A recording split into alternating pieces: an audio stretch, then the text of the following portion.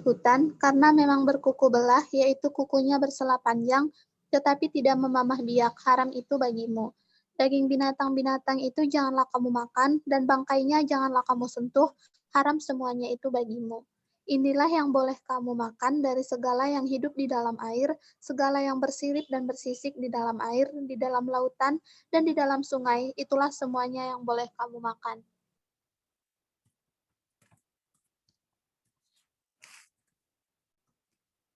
Alvin.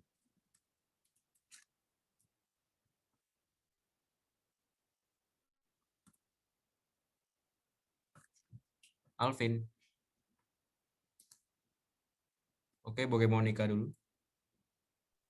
Oke, Kak. Ayat 10. Tetapi segala yang tidak bersirip atau bersisik di dalam lautan dan di dalam sungai, dari segala yang berkeriapan di dalam air dan dari segala makhluk hidup yang ada di dalam air, semuanya itu kejijian bagimu. Sesungguhnya haruslah semuanya itu kejijian bagimu, dagingnya janganlah kamu makan dan bangkainya haruslah kamu jijikan. Segala yang tidak bersirip dan tidak bersisik di dalam air adalah kejijian bagimu.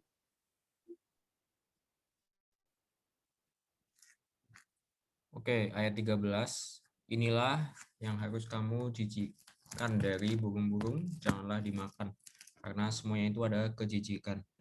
Burung raja wali, ering janggut, dan elang laut, elang merah, dan elang hitam menurut jenisnya. Setiap burung gagak menurut jenisnya. Ayat 16. Burung unta, burung hantu, camar, dan elang sikap menurut jenisnya. Burung pungguk, burung dendang, air, dan burung hantu besar. Burung hantu putih, burung undan, burung aring. Ayat 19. Burung ranggung, bangau, menurut jenisnya, meragai dan kelelawar. Segala binatang yang merayap dan bersayap dan berjalan dengan keempat kakinya adalah kejijian bagimu. Tapi inilah yang boleh kamu makan dari segala binatang yang merayap dan bersayap dan yang berjalan dengan keempat kakinya, yaitu mempunyai paha di sebelah atas kakinya untuk melompat di atas tanah.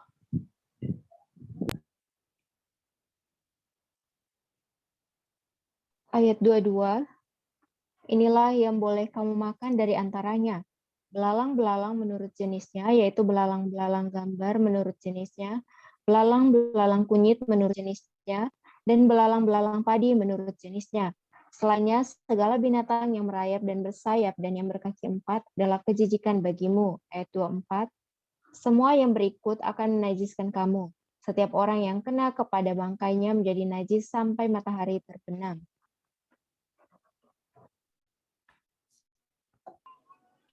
Ayat 25. Dan setiap orang yang ada membawa dari bangkainya haruslah mencuci pakaiannya, dan ia menjadi najis sampai matahari terbenam.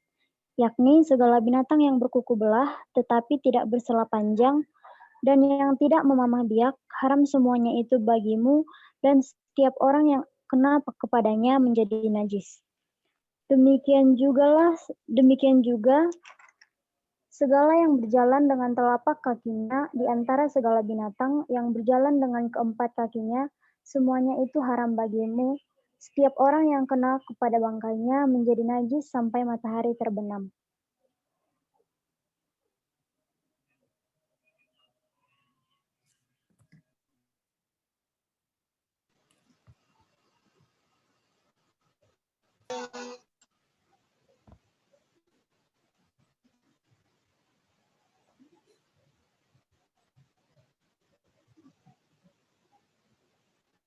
Aneh.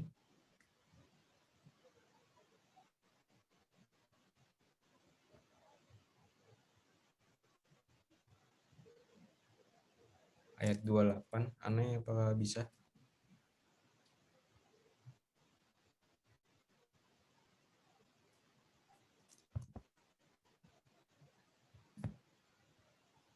Nggak masuk suaranya.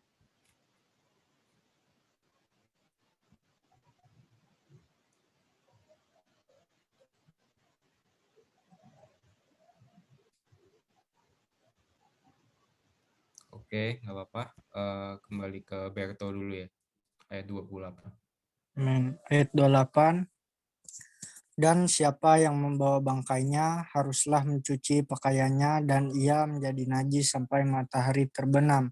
Haram semuanya itu bagimu. 29. Inilah yang haram bagimu di antara segala binatang yang merayap dan berkeriapan di atas bumi. Tikus buta, tikus dan katak menurut jenisnya. 30. Dan landak, biawak, dan bengkurung, siput, dan bunglon.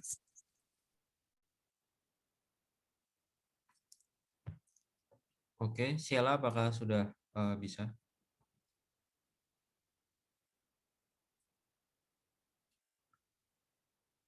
Oke, kalau gitu lanjut ke Joshua saja.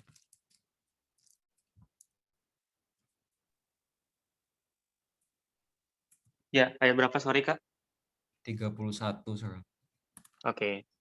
Itulah semuanya yang haram bagimu di antara segala binatang yang mengeriap. Setiap orang yang kena kepada binatang itu sesudah binatang-binatang itu mati, menjadi najis sampai matahari terbenam. Nah, segala sesuatu menjadi najis kalau seekor yang mati dari binatang-binatang itu jatuh ke atasnya. Berkakas kayu apa saja, atau pakaian atau kulit atau karung. Setiap barang yang dipergunakan untuk sesuatu apapun, haruslah dimasukkan ke dalam air dan menjadi najis sampai matahari terbenam, kemudian menjadi tahir pula. Kalau seekor dari binatang-binatang itu jatuh ke dalam sesuatu belanga tanah, maka segala yang ada di dalamnya menjadi najis dan belanga itu harus kamu pecahkan. Ayat 34. Dalam hal itu segala makanan yang boleh dimakan kalau kena air dari belanga itu menjadi najis, dan segala minuman yang boleh diminum dalam belanga seperti itu menjadi najis. Kalau bangkai seekor dari binatang-binatang itu jatuh ke atas sesuatu benda, itu menjadi najis. Pembakaran roti dan anglo haruslah diremukkan, karena semuanya itu najis dan haruslah najis juga bagimu. Tetapi mata air atau sumur yang memuat air tetap tahir, sedangkan siapa yang kena kepada bangkai binatang-binatang itu menjadi najis. Oke, 37. Apabila bangkai seekor dari binatang-binatang itu jatuh ke atas benih apapun yang akan ditaburkan, maka benih itu tetap tahir. Tetapi apabila benih itu telah dibubuhi air, lalu ke atas jatuh bangkai seekor dari binatang-binatang itu, maka najislah benih itu bagimu. Apabila mati salah seekor binatang yang menjadi makanan bagimu, maka siapa yang kena kepada bangkainya menjadi najis sampai matahari terbenam. Ayat 40. Dan siapa yang makan dari bangkainya, itu haruslah mencuci pakaiannya, dan ia menjadi najis sampai matahari terbenam. Demikian juga siapa yang membawa bangkainya haruslah mencuci pakaiannya. Ia menjadi najis sampai matahari terbenam. Segala binatang yang merayap dan berkeriapan di atas bumi adalah kejijian, janganlah dimakan. Segala yang merayap dengan perutnya dan segala yang berjalan dengan keempat kakinya atau segala yang berkaki banyak, semua yang termasuk binatang yang merayap dan berkeriapan di atas bumi, janganlah kamu makan, karena semuanya itu adalah kejijian. Ayat 43.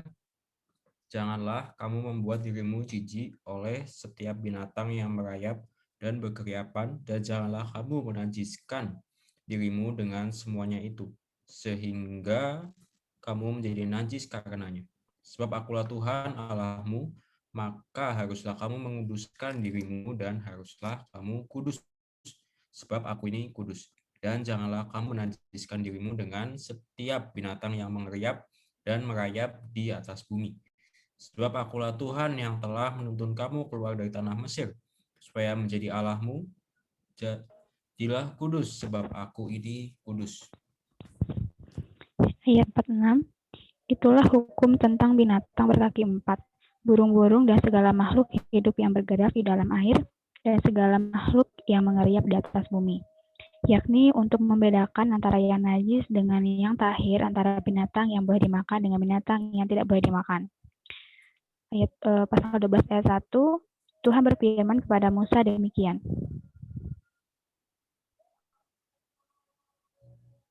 Ayat 2.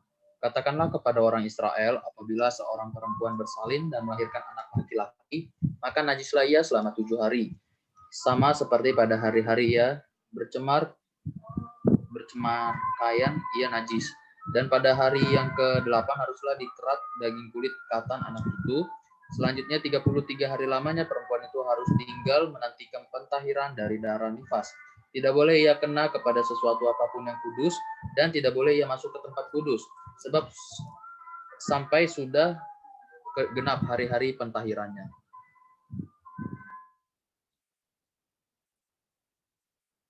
Ayat 5.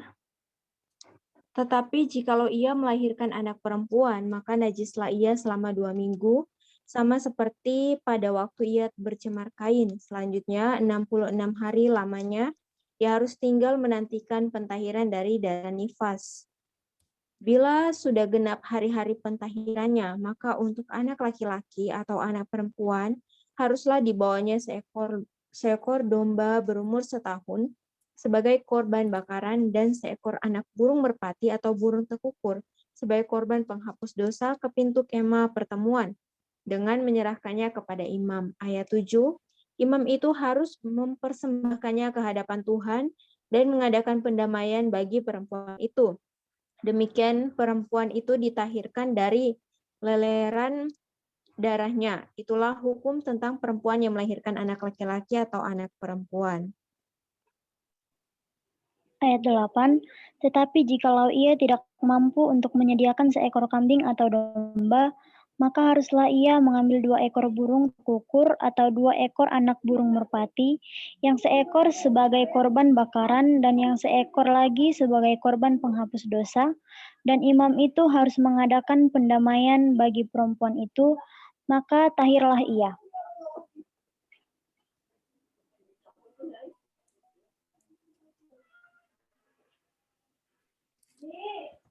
Oke, kita lanjut Markus. ke Markus ya.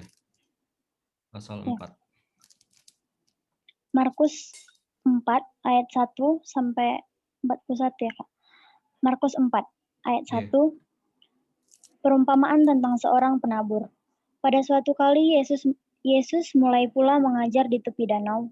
Maka datanglah orang banyak yang sangat besar jumlahnya mengurumuni dia, sehingga ia naik ke sebuah perahu yang sedang berlabuh, lalu duduk di situ, sedangkan semua orang banyak itu di darat di tepian danau itu. Dan ia mengajarkan banyak hal dalam perumpamaan kepada mereka. Dalam ajarannya itu ia berkata kepada mereka. Ayat 3, dengarlah, adalah seorang penabur keluar untuk menabur. Pada waktu itu yang menabur sebagai benih itu jatuh di pinggir jalan. Pada waktu itu ia menabur sebagai benih itu jatuh di pinggir jalan, lalu datanglah burung dan memakannya sampai habis. Sebagian jatuh di tanah yang berbatu-batu, yang tidak banyak tanahnya, lalu benih itu pun segera tumbuh karena tanahnya tipis. Ayat 6, tetapi sesudah matahari terbit, layulah ia dan menjadi kering, karena tidak berakar. Ayat 7, sebagian lagi jatuh di tengah semak duri. Lalu semakin besarlah semak itu dan mengimpitnya sampai mati. Sehingga ia sampai mati. Sehingga ia tidak berbuah. Ayat 8, dan sebagian jatuh di tanah yang baik. Ia tumbuh dengan suburnya dan berbuah hasilnya. Ada yang 30 kali lipat, ada yang 60 kali lipat, ada yang 100 kali lipat.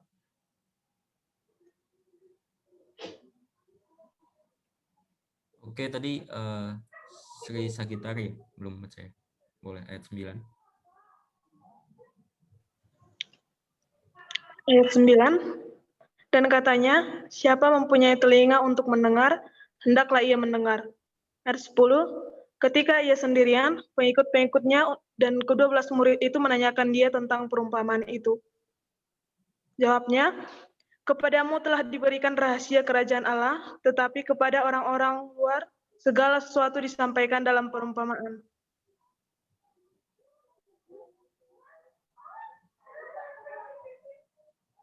Oke, kembali ke Berto, ayat 12.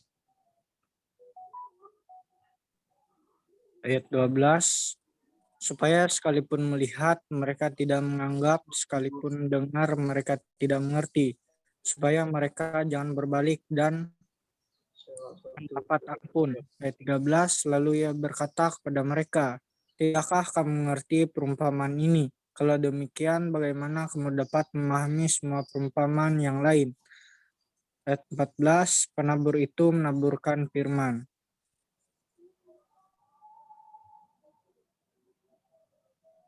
Kali di mana? Pin lah. Joshua ayat 15. Oh, langsung aja ya. Oke. Orang-orang yang di pinggir jalan, tempat firman itu ditaburkan, ialah mereka yang mendengar firman, lalu datanglah iblis dan mengambil firman yang baru ditaburkan di dalam mereka. Demikian juga yang ditaburkan di tanah yang berbatu-batu, ialah orang-orang yang mendengar firman itu dan segera menerimanya dengan gembira. Tetapi mereka tidak berakar dan tahan sebentar saja. Apabila kemudian datang penindasan atau penganiayaan karena firman itu, mereka segera murtad. Ayat 18, dan yang lain ialah yang ditaburkan di tengah semak duri, itulah yang mendengar firman itu. Lalu kekhawatiran dunia ini dan tipu daya kekayaan dan keinginan-keinginan akan hal yang lain masuklah menghimpit firman itu sehingga tidak berbuah. Dan akhirnya yang ditaburkan di tanah yang baik ialah orang yang mendengar dan menyambut firman itu lalu berbuah. Pada yang 30 kali lipat, ada yang 60 kali lipat, dan ada yang 100 kali lipat. Oke, 21. Lalu Yesus berkata kepada mereka, orang membawa pelita bukan supaya ditempatkan di bawah gantang atau di bawah tempat tidur, melainkan supaya ditaruh di atas kaki dian. Sebab tidak ada sesuatu yang tersembunyi yang tidak akan dinyatakan, dan tidak ada sesuatu yang rahasia yang tidak akan tersingkap. Karena siapa mempunyai telinga untuk mendengar, hendaklah ia mendengar.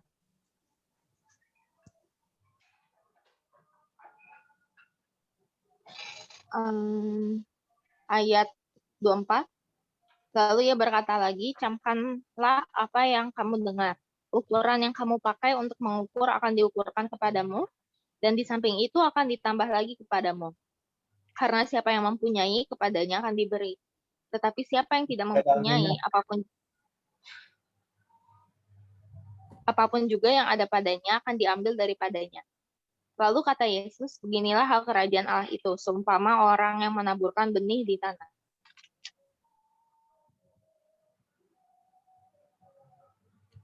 Ayat 27. Lalu pada malam hari ia tidur dan pada siang hari ia bangun, dan benih itu bertunas dan tumbuh. Bagaimana terjadinya tidak diketahui orang itu. Bumi dengan sendirinya mengeluarkan buah, mula-mula tangkainya, lalu bulirnya, kemudian butir-butir yang penuh isinya dalam bulir itu. Apabila buah itu sudah cukup masak, orang itu segera menyabit sebab musim menuai sudah tiba.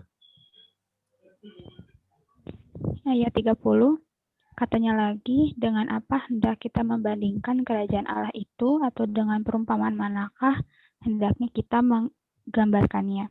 Hal kerajaan itu seumpama biji sesawi yang ditaburkan di tanah. Memang biji itu yang paling kecil daripada segala jenis benih yang ada di bumi.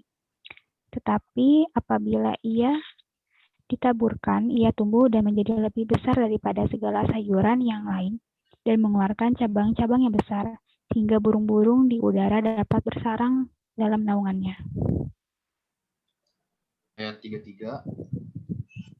Dalam banyak perumpamaan yang semacam itu, ia memberitakan firman kepada mereka sesuai dengan pengertian mereka. Dan tanpa perumpamaan, ia tidak berkata-kata kepada mereka, tapi kepada murid-muridnya, ia menguraikan segala sesuatu secara tersendiri. Ayat 35. Pada hari itu, waktu hari sudah petang, Yesus berkata kepada mereka, marilah kita bertolak ke seberang.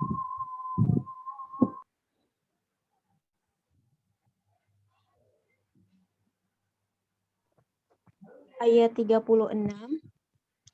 Mereka meninggalkan orang banyak itu, lalu bertolak dan membawa... Oh, ya.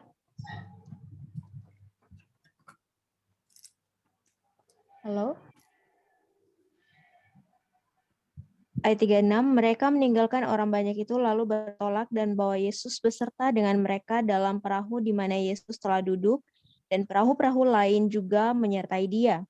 Lalu mengamuklah taufan yang sangat dahsyat dan ombak menyembur masuk ke dalam perahu, sehingga perahu itu mulai penuh dengan air. Ayat 38. Pada waktu itu Yesus sedang tidur di buritan di sebuah tilam. Maka murid-muridnya membangunkan dia dan berkata kepadanya, "Guru, engkau tidak peduli kalau kita binasa?" Ayat 39. Ia pun bangun, menghardik angin itu dan berkata kepada danau itu, "Diam, tenanglah." Lalu angin itu reda dan danau itu menjadi teduh sekali. Lalu ia berkata kepada mereka, "Mengapa kamu begitu takut? Mengapa kamu tidak percaya?" Mereka menjadi sangat takut dan berkata seorang kepada yang lain, "Siapa gerangan orang ini sehingga angin dan danau pun taat kepadanya?" Amin. Amin.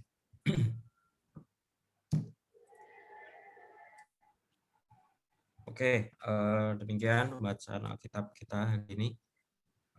Apakah ada yang mau membagikan sesuatu?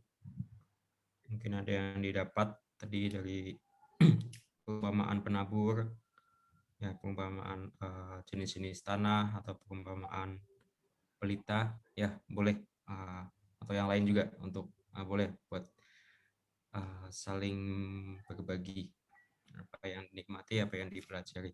Amin.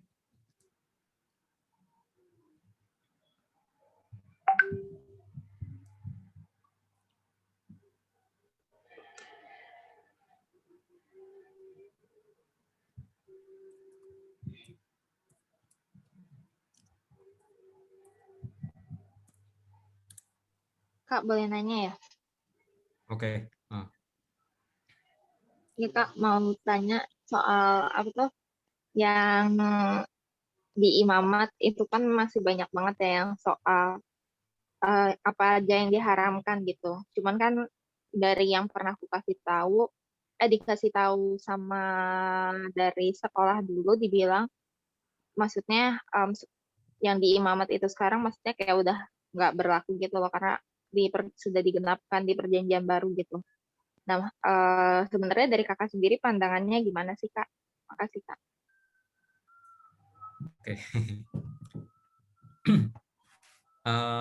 Oke ya. Ya, ini mungkin juga jadi salah satu yang hal mungkin di kalangan kita kekristenan mungkin jadi ada yang pro dan kontra juga gitu. Nah, tapi ya memang ya kita perlu tahu sebenarnya firman Tuhan itu ya, sebenarnya tidak saling berkontradiksi atau tidak saling tumpang tindih dan ya berbeda gitu. Nah, beberapa hari lalu kan juga sempat kita bahas ya mengenai bukan sih di pembahasan yang lain. Jadi kan peraturan hukum Taurat itu setelah Tuhan Yesus datang ke dunia itu ada yang sifatnya itu dipertinggi tingkatnya, ada juga yang seperti ditiadakan atau dibatalkan atau digantikan lah dengan Tuhan Yesus sebagai ya realitas. Nah, contohnya yang dipertinggi itu kan seperti misalnya Tuhan Yesus tuh pernah bilang ya kalau di perjanjian lama dibilang jangan membunuh, tapi kalau kamu ada marah sama saudaramu itu juga sudah termasuk membunuh. Atau di perjanjian lama ada perintah jangan berzinah. Tuhan Yesus bilang kalau kamu sudah melihat lawan jenis dan mengingininya itu kamu sudah berzinah di dalam hati. Nah, ini kan berarti standarnya itu dipertinggi. Ya, sejak kedatangan Tuhan itu standarnya dipertinggi daripada apa yang ada di perjanjian lama. Nah, tapi ada juga beberapa hal yang ya seperti digantikan gitu. Contohnya adalah ya masalah kurban-kurban ya untuk menebus dosa, menebus salah. Itu kan Tuhan Yesus sendiri yang menggantikan kurban-kurban itu sehingga kita ya tidak perlu lagi untuk mempersembahkan kurban. Oke. Nah, masalah makanan ini saya jujur aja nggak tahu ya, maksudnya alasan apa dibalik Allah pada saat itu melarang atau mengklasifikasi ya makanan-makanan yang boleh dimakan atau tidak boleh dimakan untuk bangsa Israel pada saat itu. Nah, tapi kan memang kalau di Perjanjian Baru kita kan ada ayat yang bilang bahwa ya semua makanan diperbolehkan. Nah, ada juga yang ayat yang bilang bahwa ya semua hal itu diperbolehkan, namun bukan semuanya berguna. Nah, kalau di masalah imamat 11 ini, kalau di bahasa Indonesia kan kita lihatnya itu makanan yang haram dan ya tidak haram ya, haram dan halal gitu. Nah, tapi sebenarnya kalau di bahasa Inggrisnya yang ya sebenarnya lebih lebih sesuai dengan bahasa aslinya itu adalah clean dan unclean, bersih dan tidak bersih. Nah, jadi makanan-makanan yang ini ya yang Tuhan Allah itu klasifikasikan unclean ya. Itu ya memang makanan-makanan yang mungkin pada kondisi alamiahnya itu, kondisi sesuai alamnya itu memang tidak sebersih atau tidak sesehat makanan yang masuk dalam klasifikasi yang clean itu, yang bersih gitu. Contohnya yang clean itu ya, yang di sini ya kalau bahasa Indonesia halal gitu ya. Itu kan hewan yang memamah biak kan. Nah, itu kan betul-betul hewan pemamah biak itu pada dasar asalnya kan makanannya hanya ya rumput gitu kan, tumbuh-tumbuhan, dan proses pengolahan pencernaannya pun sangat beberapa lapis gitu kan, beberapa tingkatan. Dan ya beda dengan ya beberapa hewan lain yang mungkin makannya tuh pada asalnya tuh makan ya mungkin seperti kotoran juga gitu. Nah, ya itu. Jadi kalau yang saya pahami yang di imamat ini sebenarnya pengklasifikasiannya adalah hewan yang clean dan unclean, bersih dan tidak bersih. Dan ya kalau kita hubungkan ya dengan ayat di Perjanjian Baru juga, ya semuanya diperbolehkan tapi tidak semuanya berguna. Nah, jadi ya memang kalau kita lihat makanan hari ini, ya kan nggak semua makanan itu sehat dan bermanfaat baik juga kan buat tubuh kita juga gitu. Jadi ya sebenarnya kalau kita betul-betul mau mempersembahkan diri kita buat Tuhan juga, ya kita sebenarnya juga perlu memperhatikan makanan kita supaya ya tubuh kita juga betul-betul sehat gitu. Ya pandangan saya yang saya pahami seperti itu sih. Amin. Kak Iva mau tambahkan sedikit ya. Tadi beberapa yang sudah dijelaskan sama Kak Yohanes perkara makanan itu clean dan unclean, dan kemudian makanan itu adalah maksudnya aturan-aturan gitu kan di Perjanjian Lama. Nah, kalau kita lihat di dalam Roma pasal 10 ayat 4, Kak Eva tulis di chat box di situ, sebab Kristus adalah kegenapan hukum Taurat, sehingga kebenaran diperoleh tiap-tiap orang yang percaya. Di dalam Perjanjian Lama itu makanan itu makanan itu mengadakan pemisahan gitu antara orang Israel dan bukan orang Israel. Jadi bahkan imam saja punya makanan yang khusus gitu. Makanan yang dimakan oleh imam tidak sama dengan orang-orang pada umumnya, orang Israel pada umumnya. Untuk yang tanda kutip seperti yang dipersembahkan kepada Allah, hanya imam yang bisa makan itu. Kalau bukan imam, dia tidak berbagian untuk makan. Jadi makanan itu menandakan satu pemisahan. Nah, kenapa kita di Perjanjian Baru tidak lagi tanda kutip sepertinya tidak lagi mengikuti apa yang di Perjanjian Lama. Nah, kalau kita lihat di dalam Roma pasal 10 ayat 4, kita lihat bahwa Kristus adalah kegenapan hukum Taurat. Jadi dalam Kristus kita sudah melengkapi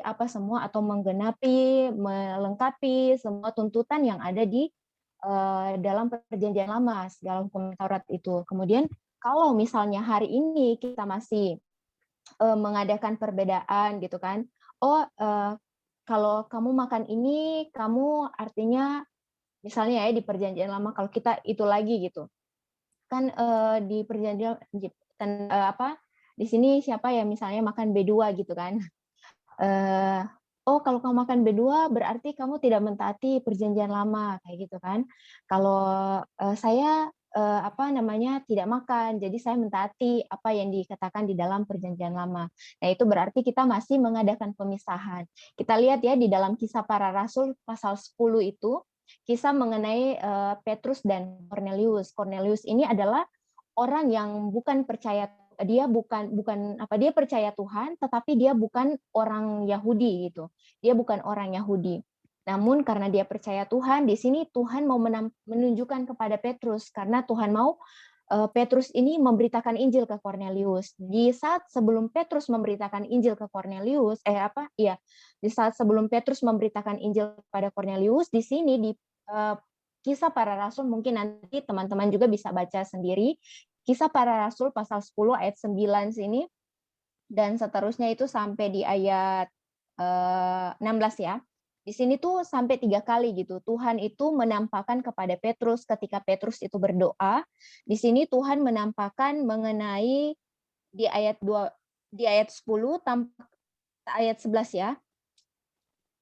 Tampak olehnya langit terbuka dan turunlah suatu benda berbentuk kain lebar yang bergantung pada keempat sudutnya yang diturunkan ke tanah. Ayat 12, di dalamnya terdapat pelbagai jenis binatang berkaki 4, binatang menjalar dan burung. Kedengaranlah olehnya suatu suara yang berkata, bangunlah hai Petrus, sembelihlah dan makanlah. Tetapi Petrus menjawab, tidak Tuhan, tidak. Sebab aku belum pernah makan sesuatu yang haram dan yang tidak tahir. Kedengaran pula untuk kedua kalinya suara yang berkata kepadanya, apa yang dinyatakan halal oleh Allah, tidak boleh engkau nyatakan haram. Hal ini terjadi sampai 3 kali dan segera sesudah itu terangkatlah benda itu ke langit. Nah, hal ini ditampakkan kepada Petrus, kepada Allah kepada Petrus itu adalah untuk menyatakan bahwa tidak ada lagi pemisahan gitu antara orang Israel dan orang yang bukan Israel, orang Yahudi dan bukan orang Yahudi gitu. Jadi satu aspek itu di dalam perjanjian lama itu makanan adalah menandakan satu pemisahan antara orang Israel dan bukan orang Israel. Kemudian puji Tuhan hari ini di dalam perjanjian baru Kristus sudah menggenapi segala sesuatu. Jadi kalau hari ini misalnya Kak Iva gitu kan bilang ke misalnya LT kamu nggak boleh ini kan di perjanjian lama ini. Berarti Kak Iva itu menunjukkan ke LT bahwa hari itu masih ada pemisahan. Jadi puji Tuhan, satu aspek Kristus telah menggenapi hukum Taurat. Yang kedua, kita melihat bahwa hari ini tidak ada lagi perbedaan antara orang Yahudi dan bukan Yahudi. Namun ada juga yang Paulus katakan, jikalau kita makan sesuatu, kita melakukan sesuatu, dan membuat orang yang lemah imannya itu tersandung, sebaiknya jangan kita lakukan. Karena itu membuat mereka itu bisa saja tidak percaya kepada Tuhan atau iman mereka itu makin lemah. Jadi itulah pengajaran yang ada di dalam Alkitab mengenai makanan. Amin. Iya, betul Ica. Apakah sudah jelas? Atau ada yang mau bertanya atau yang mau menambahkan? Boleh. Baik, Kak. Makasih ya, Kak. Ya, amin. Puji Tuhan. Ada lagi?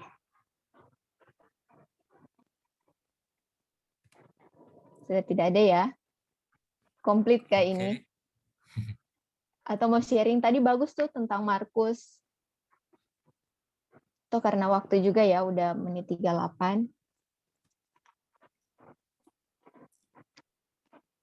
Iya, mungkin sudah kali ya Kak Yoel. Ya, Oke. Nanti kalau misalnya ada itu bisa ditaruh di grup, kita discuss lagi di grup. Amin. Amin. Oke, buat nutup malam hari ini, boleh minta tolong Raul buat doa. Oke, Bang. Amin. Mari teman-teman kita bersatu dalam doa. Allah Bapa yang bertata di kerajaan surga, terima kasih untuk hari ini, setiap kasih karunia yang Kau berikan kepada kami. Tuhan, terima kasih Tuhan, Kau telah menguduskan waktu-waktu kami untuk sempat membaca firman-Mu ya Tuhan. Biarlah ya Tuhan Yesus juga apa yang telah kami dengar, apa yang telah kami baca ya Tuhan, bisa menjadi rema dalam kehidupan kami. Biarlah juga ya Tuhan Yesus, Tuhan Kau berkati diri kami ya Tuhan. Terus ya Tuhan di dalam Kristus ya tidak ada lagi pemisahan ataupun aku ini orang apa dan aku ini bagaimana Tuhan, tapi biarlah ya Tuhan kami sama-sama bersatu di dalam Kristus Tuhan. Tuhan terima kasih ya Tuhan untuk segala kebaikan-Mu pada hari ini. Biarlah ya Tuhan Yesus Kau memberkati setiap aktivitas yang akan kami lanjutkan nantinya Tuhan. Tuhan berkati kami telah berdoa dan mengucap syukur. Amin. Amin. Puji Tuhan. Amin. Oke, boleh ini ya, buka kamera, kita ambil gambar. Oke.